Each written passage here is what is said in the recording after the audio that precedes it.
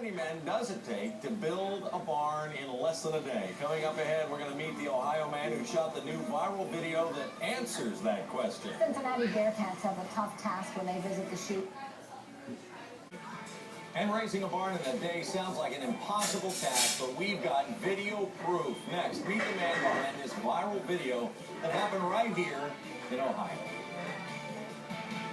Man's time-lapse recording of construction on his neighbor's property has gone viral. That's right. Scott Miller documented the old-fashioned Amish barn raising, and pretty impressive stuff. Over 100 men showed up one day last May to put up the 5,000 square foot barn. Miller helped as well after he'd set up his camera to take the shot every 20 seconds. The entire project took about 8 hours from start to finish.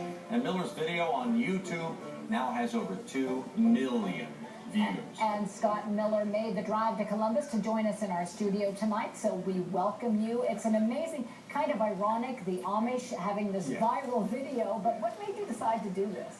Well, I experienced barn raising about a year prior, and when they asked, hey, are you going to come to the barn raising, I was like, sure.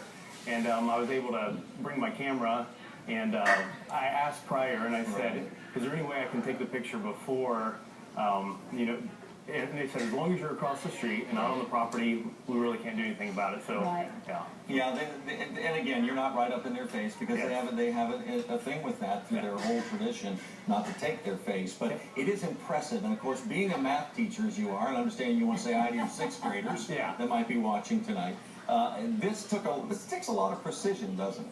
Yeah, I would try to think about how many seconds it would take to make a good video, and I figured about 20-second interval would do it, and it turned out pretty. I was impressed once I put it in and made it. I was impressed by what it looked like. Yeah, amazingly, you've had hits on this video from all over the world. Are you shocked? And where all do you know that this has been seen?